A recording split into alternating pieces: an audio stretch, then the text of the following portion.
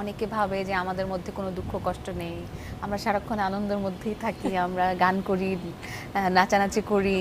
So আমাদের মনে হয় আসলেই কোনো দুঃখ কষ্ট নেই, আমাদের কোনো প্রবলেমই নাই। দর্শকদের আর্টিস্টদের সম্পর্কে কি মনে হয় যে সবচেয়ে মিসকনসেপশন কি থাকে? তো অনেক ধরনের মিসকনসেপশন আছে।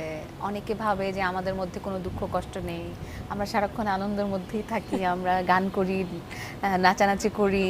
সো আমাদের মনে হয় আসলেই কোনো দুঃখ কষ্ট নেই, আমাদের কোনো প্রবলেমই নাই।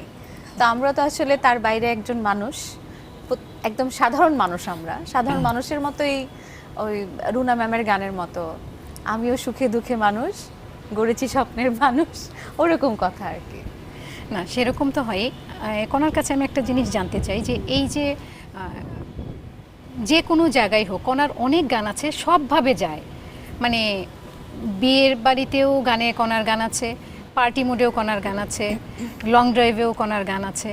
তো এই যে এত এত মুহূর্ত, সেই জায়গাগুলোতে যে কি মনে হয় যে কোন গানটা, কোন মুহূর্তটা এই লাইফের এই মোড়টাকে ঘুরিয়ে দিয়েছে? আই থিঙ্ক আমার ধিম তানা গানটা, আমার আমার থার্ড অ্যালবামের যে গানটা ছিল ধিম তানা, ওই মানে থাকে না একটা আর্টিস্টের একটা ইচ্ছা থাকে যে একটা গান হোক, যেই গানটা আমি শত দর্শকের সামনে আমি একটা লাইন গিয়ে ছেড়ে দিব, সবাই গাইবে।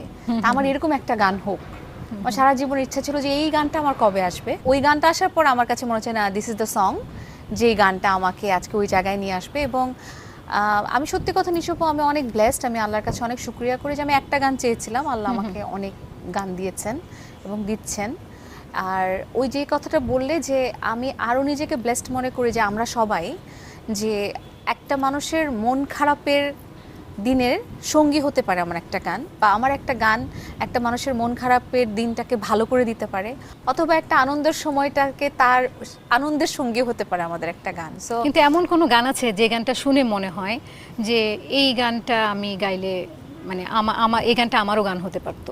হ্যাঁ, এরকম অনেক গানই তো আছে। আমার শিল্পী হিসেবে তো গান গাওয়ার ক্ষুধা আছে না, যে এরকম গান একটা গাইতে হবে। কোন গানটা এখন মনে হচ্ছে, ধরো এই গানটা এখন এই মুহূর্তে মনে নেই, বাট এরকম অনেক গান আছে শুনো যে এই গানটা যদি গাইতে পারতাম, এই গানটা যদি আমার হতো, এরকম আছে, অনেক গানই আছে। রাত ৩টার সময় মনে হয় যে এখন মানে গান গাইতে ইচ্ছে হলো, তখন কোন গানটা গাইতে ইচ্ছে তখন করে? পুরোনো দিনের গান গাই সত্যি।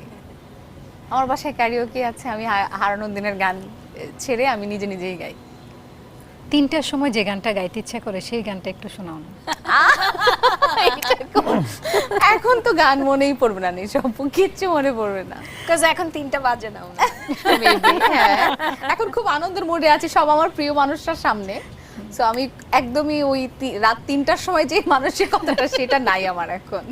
আমরা কিন্তু সবসময় নিজেদের গান গাই না, কিন্তু আমরা অন্যদের গানও বেশি গাই। বিশেষ করে যেসব গান শিখে আমরা বড় হয়েছি, শুনে বড় হয়েছি, সেগুলোই গাই। কিন্তু যদি নিজের গান বলি, আমি সত্যি আমার বৃষ্টি হলে, বিশেষ করে প্লেনে যখন উঠি, আমি যখন মেঘ দেখি না, তখন আমার বর্ষা গানটা আমার নিজের গাইতে মন চায়, তখন মনে যায় ওই গানটা গাই। যে বাতাস, আমরা যেখানে বসে আছি, হ্যাঁ, হেলিপ্যাডের উপরে যে বাতাস, তাতে আমার মনে হয় বৃষ্টি হতেও পারে। তো আমার মনে হয় আমরা একটু শুনতেই পারি। মেঘের কাছাকাছি আছি, মেঘের কাছাকাছি আছি, অনেক পছন্দের গান, আমি গাইতেই পারি। মেঘের গায়ে নুপুর পায়ে নাচে বর্ষা, বৃষ্টিকে তার ছন্দ জেনেছে, শ্রাবণকে তার মন্ত্র বলেছে,